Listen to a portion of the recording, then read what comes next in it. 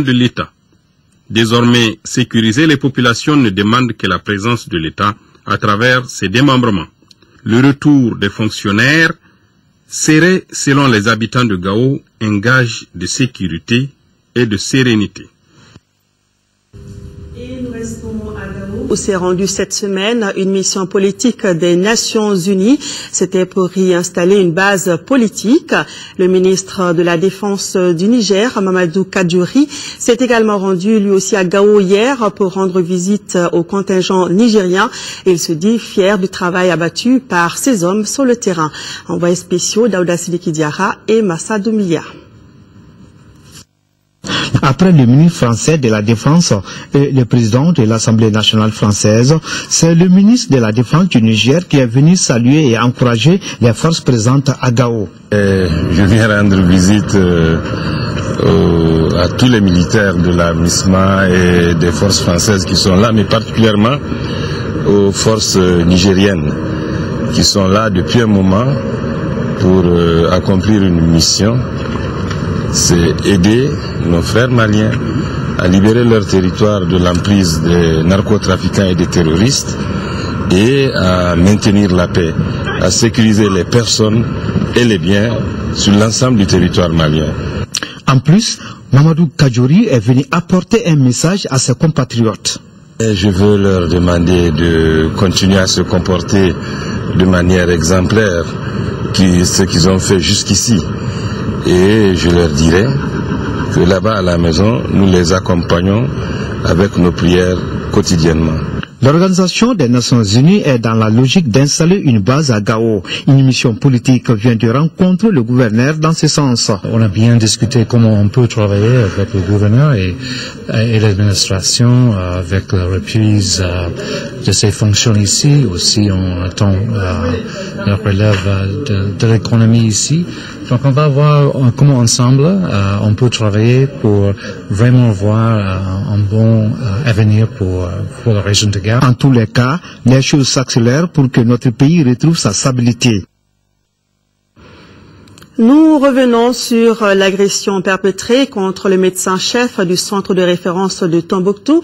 Le docteur Ibrahim Maïga a été victime d'une attaque à son domicile vendredi dernier vers 14h. Pour en savoir plus sur cette affaire, notre reporter Adama Dimde a joint par téléphone le gouverneur de la région, le colonel-major Mamadou Mangara, que nous écoutons. Nous avons reçu l'information faisant état d'une agression perpétrée sur le médecin de centre de référence de Tombouctou, en la personne d'Ibrahim Maïga. Alors, reçu de l'information au niveau de la prévôté, ils se sont portés sur les lieux, 4 gendarmes, pour en savoir plus. L'enquête est ouverte, mais on ne peut pas confirmer tout de suite qu'il s'agit d'une attaque par poignard, mais pour l'instant, en tout cas, le docteur a fait l'objet d'une blessure au cou, côté droit. Son oreille avait un peu de sang également dans la maison. Ils l'ont transporté à l'hôpital.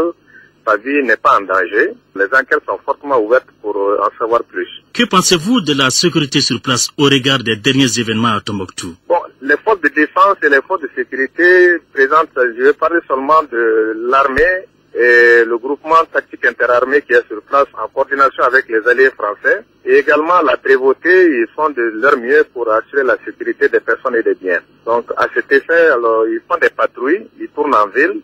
Dès qu'il y a un événement, ils se portent sur les lieux. Et les militaires aussi font des ratissages race campagne pour au moins anticiper sur les événements. Alors pour l'instant, la situation est sous contrôle. Voilà, c'était le gouverneur de la région de Tombouctou qui nous expliquait les circonstances de l'agression perpétrée contre le médecin-chef du centre de référence de la ville. Le gouvernement a mis en place un dispositif efficace pour assurer le retour de l'administration dans les régions nord du pays avant la fin du mois de mai. Un budget est également adopté pour l'équipement de toutes les administrations en vue d'une bonne organisation des élections sur toute l'étendue du territoire national. Assurance donnée par le directeur général de l'administration du territoire, Bassidi Koulibaly, qui était l'invité de l'émission Actu Hebdo de ce dimanche. Écoutons-le. À la date d'aujourd'hui, nous savons que les autorités de Gao sont en place. Le gouverneur de Gao et puis ses collaborateurs sont dans la ville de Gao. Le préfet de Ménaka et ses collaborateurs se trouvent à Ménaka. L'année venue de même pour Ansongo. Bourem laissera dans les... parce que Bourem vient d'être nommé tout juste il y a 2 semaines, donc le nouveau préfet, il est déjà à Gao, mais il va rejoindre instamment la ville de Bourem. Il en est de même pour les autorités de Tombouctou, parce qu'à ce niveau, vous savez que les préfets, les gouverneurs sont sur place à Tombouctou. Ça est d'assurer que toutes les autorités s'installent avant. Et bien installées en plus. Bien installées avec d'autres moyens avant le mois de mai. Il y a un budget des élections qui a été adopté à notre niveau qui prévoit, entre autres, bien sûr, l'équipement de toutes les administrations, leur équipement à moyens logistiques, à moyens à mobilier. Bien sûr, les infrastructures, on ne peut pas attendre aujourd'hui que toutes les infrastructures soient réalisées. À la date d'aujourd'hui, nous avons le matériel électoral à tous les niveaux, sauf au niveau des régions de Tombouctou, Gao et Kidal. Parce que ce matériel qui est là, il était disponible depuis 2012. Donc, au niveau de tous les 5 arrondissements, nous avons les urnes, les isoloirs, nous avons tout ce qu'il faut pour faire les œuvres. Reste seulement les bulletins de vote. Bon, à Gao, Tombouctou et Kidal, bien sûr, le gouvernement va prendre des dispositions pour que le complément soit disponible ce mois d'avril et installé et mis en place au niveau de ces régions. Nous avons un gouverneur à Kidal, nous avons les autorités administratives, nous avons un préfet à Kessalit, nous avons un préfet à Bébara, nous avons un préfet à... Donc, les préfets, les sous-préfets existent. Qui sont nommés, bien sûr, ils ne sont pas en place, en fait. Bon, bien sûr, le gouvernement a pied d'œuvre. Pour que justement Kidal aussi, puisque les élections vont se faire sur l'ensemble du territoire national, donc Kidal ne sera pas exclu. Voilà, Bassidi Koulibaly qui était l'invité de Youssouf Touré ce midi dans Actu Hebdo. De la situation du pays, il en a été également question lors de la célébration des 22 ans de l'Association pour le progrès et la défense des droits des femmes, APDF, qui a placé son anniversaire sous le signe de la solidarité avec nos sœurs déplacées et réfugiées, de la réconciliation et de la paix au Mali. Kadidia Toukone y était. Voici son reportage. 6 avril 1991, 6 avril 2013, cela fait 22 ans que l'Association pour le progrès et la défense des droits des femmes, APDF, se bat pour l'émancipation des femmes. Cette année, l'APDF a placé la célébration de son anniversaire sous le double signe, la solidarité avec nos sœurs déplacées et réfugiées, la réconciliation du vivre ensemble et la paix dans le nord du Mali. Pendant les 22 ans, il y a quelque chose qui est quand même concret. C'est le refus des femmes de subir la violence. Nous avons aussi mené des combats sur la participation des femmes dans les instances de prise de décision politique. On est dans un combat de promotion politique de la femme. Il faut qu'on y aille ensemble, les femmes et les hommes qui sont sensibles à la question femme. Après la prise des régions nord du Mali, l'APDF a accueilli dans son internat au sein de son siège plusieurs femmes déplacées. Celles-ci pratiquent des petits métiers comme la fabrication des savons et des aliments séchés, la couture, la teinture, etc. L'APDF a apporté une grande assistance aux femmes déplacées depuis que nous sommes arrivés. J'ai choisi spécifiquement le savon parce que j'aimerais quand même apprendre à fabriquer le savon et aller initier d'autres femmes au nord à mon retour. Le ministre de la Famille, de la Promotion de la Femme et de l'Enfant, tout en souhaitant un joyeux anniversaire à l'APDF, invite sa présidente à doubler d'efforts pour la protection et la défense des droits des femmes et qu'elle accordera toujours son soutien pour le combat des femmes. Hors de nos frontières, nous faisons un zoom sur les écoles coraniques au Sénégal. Si la plupart d'entre elles ne remplissent pas les conditions acceptables pour permettre aux élèves de bien apprendre le Saint-Coran, d'autres par contre veulent diversifier leur enseignement et améliorer leur image. Cela à travers l'informatique et les cours de français. Et pour les aider, les autorités ont décidé d'accorder des subventions au secteur. Nous sommes à Mbao, dans la périphérie de Dakar. Ces hommes sont des superviseurs venus inspecter une école coranique qu'on appelle Dahara au Sénégal. Le marabout Kebagay est à la tête de ce Dahara. Ici, les jeunes suivent des cours dans des locaux complètement insalubres. C'est le manque de moyens qui m'a contraint à squatter cet endroit. Quand on te confie des enfants et que les parents ne participent pas financièrement, tu es obligé de t'installer dans ce genre d'endroit. Les enfants vivent de la mendicité. Moi-même, il y a quelqu'un qui m'amène tous les jours un peu à manger par la grâce de Dieu. Son école pourrait bientôt fermer. Car depuis l'incendie d'un Dahara, début mars, qui a coûté la vie à 9 enfants, l'État et les ONG font la chasse aux écoles coraniques insalubres, où les enfants sont poussés à mendier pour eux-mêmes et pour leurs marabouts. Une école coranique doit être civilisée, propre et correcte. Ici, les enfants ne vont pas mendier, ce sont les parents qui subviennent à leurs besoins. Pour l'État, l'organisation de ce dara très moderne est idéale. Le président sénégalais Macky Sall a donc annoncé des subventions pour 500 écoles coraniques. Des aides qui visent aussi à lutter contre le problème lancinant de la mendicité des enfants des rues à Dakar. Tout de suite, l'essentiel de l'actualité en bref et en images avec le marathon de Paris. 50 000 coureurs y participaient. L'Afrique était à l'honneur à l'arrivée avec chez les dames une Éthiopienne et chez les messieurs un Kényan. À voir aussi les soldats ivoiriens qui se préparent à rejoindre notre pays dans le cadre de la MISMA. Et tout de suite, politique en Centrafrique avec les rebelles qui s'installent au pouvoir. En Centrafrique, les rebelles prennent officiellement le pouvoir. Le nouvel homme fort du pays, Michel Djotodia, ordonne la création d'un conseil supérieur de transition, le CST. Il y aura 97 sièges répartis entre la rébellion Séléka, les partis politiques, les différentes confessions religieuses et la société civile. Ce conseil devra désigner le président de la République pour une période de 18 mois et soumettre un projet de constitution au peuple.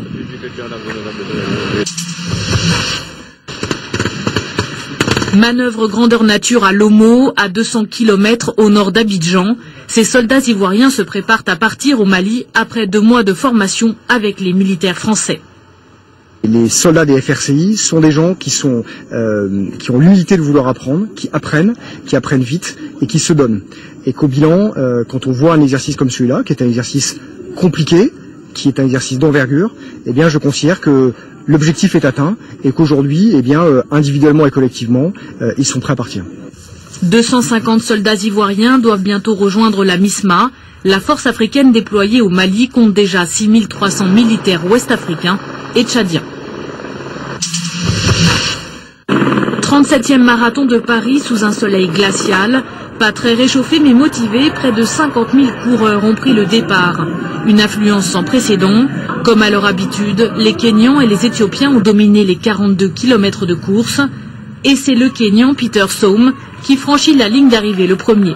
Cet outsider crée la surprise avec un chrono de 2 heures, 5 minutes et 38 secondes, améliorant ainsi son record personnel de 3 minutes. Autre surprise, cette fois chez les dames, l'Éthiopienne Boruta Adessé se classe première. Avec un temps record de 2 heures, 21 minutes et 6 secondes, elle bat la favorite kenyane, Eunice Kirwa, arrivée 3e. Le ministre des Affaires étrangères et de la coopération internationale, Tiemon Hubert Coulibaly, a signé aujourd'hui avec son homologue turc des protocoles d'accord de coopération dans les domaines de l'emploi et de la formation professionnelle, accord sur l'élaboration rapide d'un plan d'action d'urgence portant sur les domaines de l'agriculture, de l'énergie et des transports, l'octroi par la partie turque de bourses de perfectionnement au profit de cadres du ministère des Affaires étrangères et de la coopération internationale, l'attribution de bourses d'études à de jeunes Maliens dans les établissements universitaires turcs. La Turquie a également décidé de mettre à la disposition du Mali une part importante sur le montant de 200 millions de dollars qu'elle accorde annuellement aux pays les moins avancés.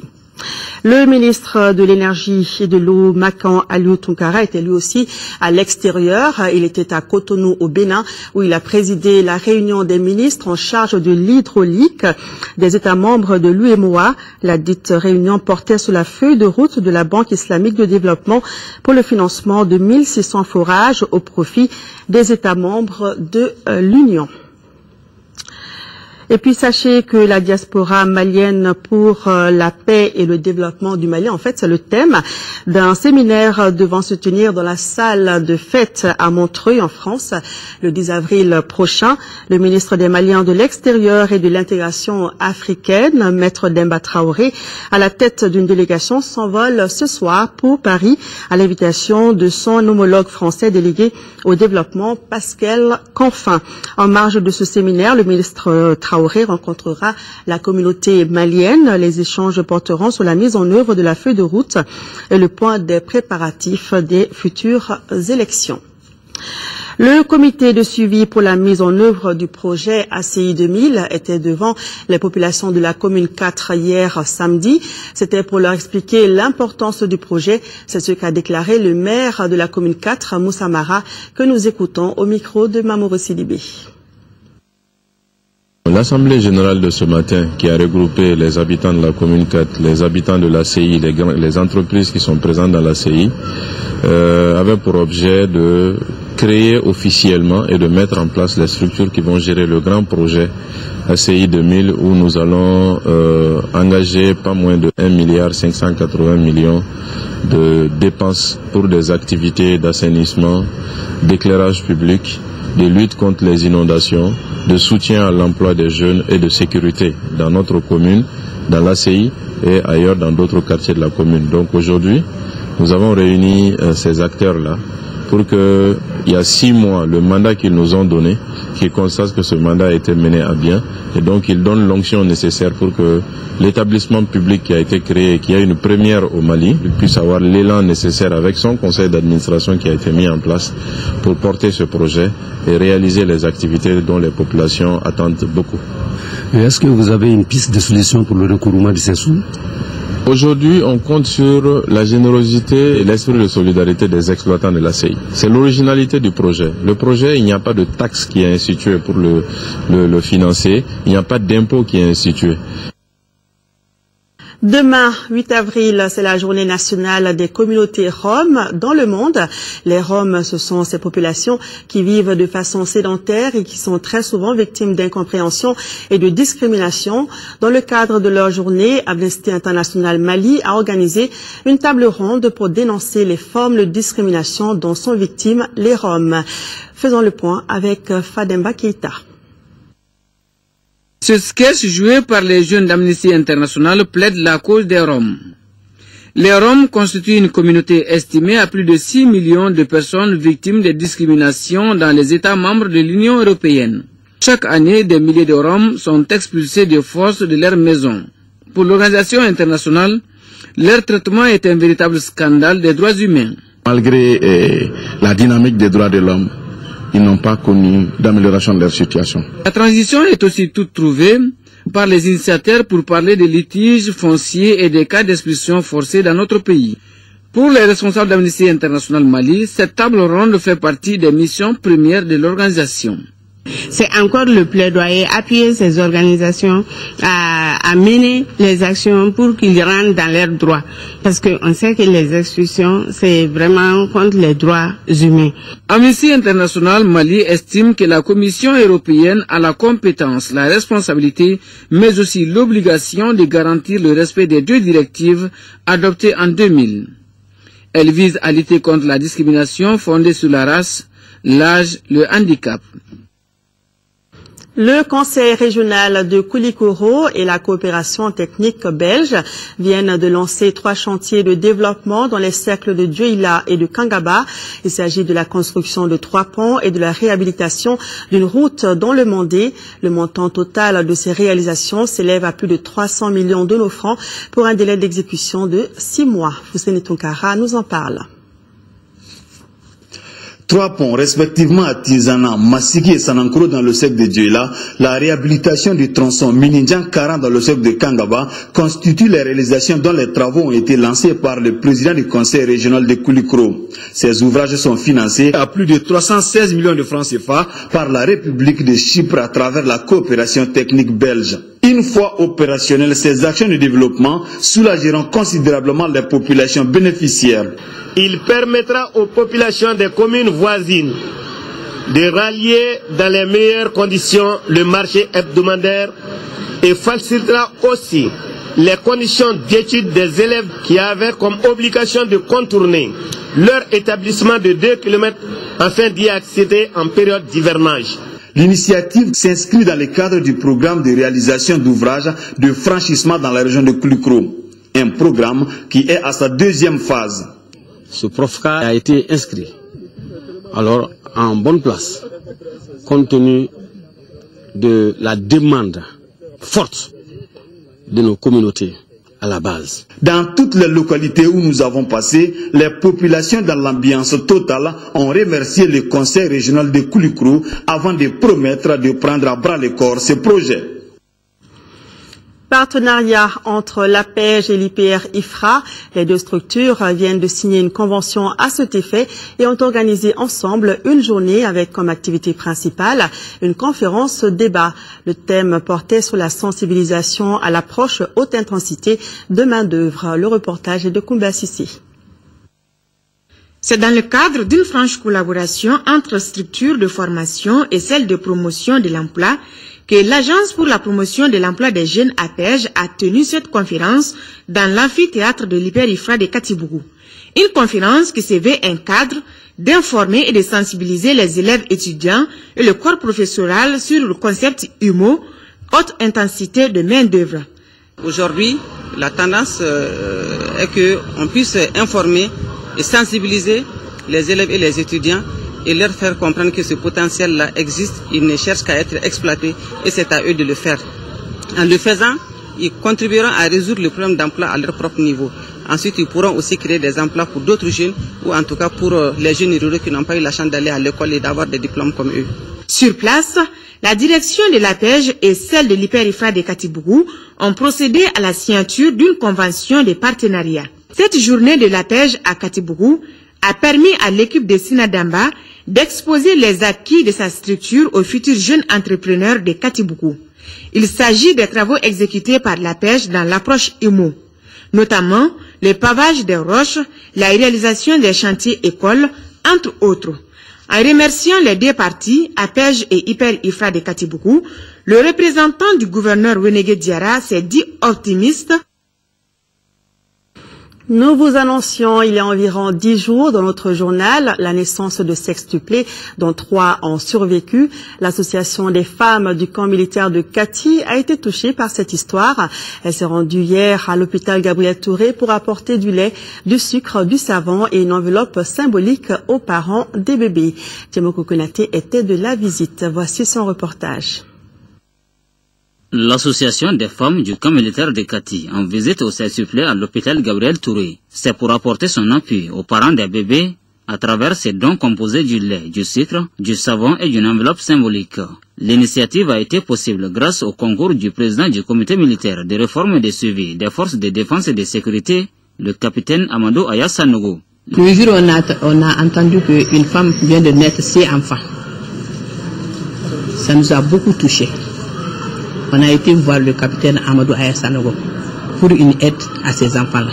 L'engagement du capitaine, il tient à chaque fois qu'il ait une opportunité de donner d'autres cadeaux à cette famille-là. Depuis notre arrivée ici, la prise en charge est assurée par l'État. Ce geste du capitaine Sanogo ne nous surprend point. Les visiteuses du jour promettent d'autres actions humanitaires à l'endroit de ces sextuplés dans les tout prochains jours. Voilà, longue vie aux bébés et à leurs parents. Nous ouvrons le dossier de ce journal consacré au logement à Bamako. En général, les locataires de maisons se plient aux lois des propriétaires et promoteurs des agences immobilières qui constituent un intermédiaire.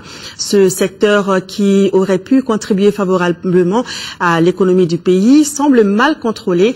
Le gouvernement, dans sa stratégie de lutte contre la pauvreté, s'est engagé dans une politique de promotion de l'habitat. En dépit de cela, les populations moyennes restent toujours dans le besoin de logement. Pour mieux comprendre la situation, notre équipe de reportage, dirigée par Garibou Pérou, a mené une enquête dans le district de Bamako suivant. La vie du locataire à Bamako constitue un véritable calvaire. Calvaire parce qu'il faut s'attendre à des déménagements fréquents et inattendus.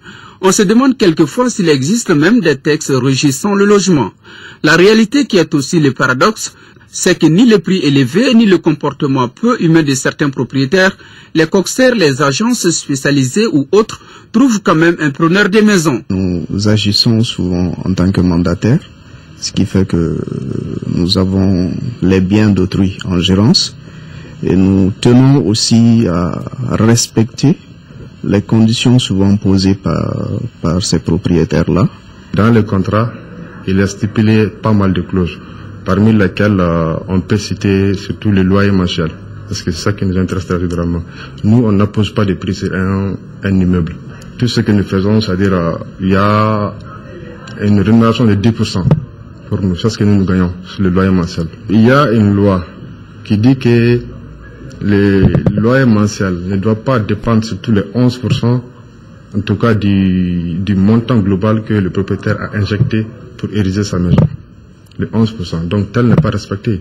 Le logement est devenu par ailleurs un fonds de commerce. C'est pour cette raison que les propriétaires des maisons rencontrés au cours de notre enquête n'ont lâché un mot. La question au contraire les dérange. Pourtant, les cautions et les prix des loyers augmentent. Le salaire du Malien est très bas et les maisons qui peuvent être à leur disposition, le prix de ces maisons-là sont relativement élevés par rapport donc au salaire. Le problème de logement à Bamako est très délicat parce que la location n'est pas facile du tout.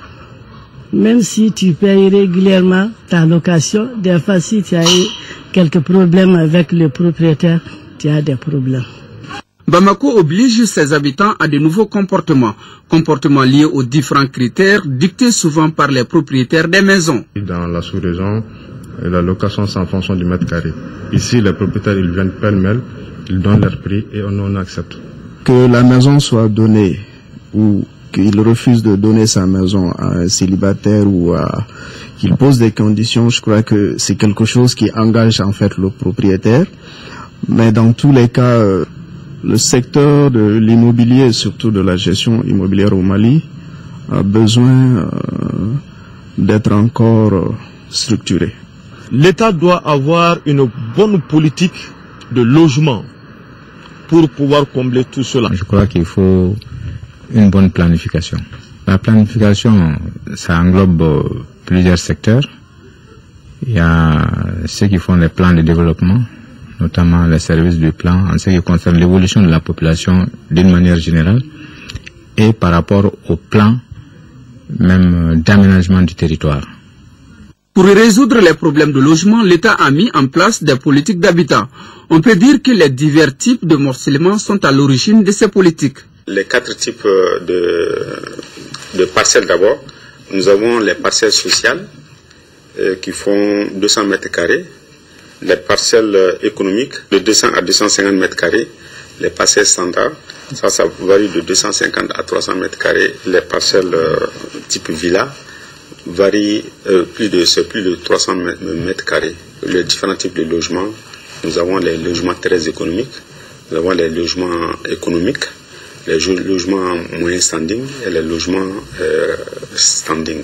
Les Bamakois sont attirés par le centre-ville. Cette concentration des populations, soit pour vivre de plus près des services indispensables, soit pour échapper au goût des transports, accentue elle aussi les problèmes de logement. Les prix des maisons ou des logements varient la plupart du temps en fonction de la position. Les zones à forte activité économique coûtent plus cher.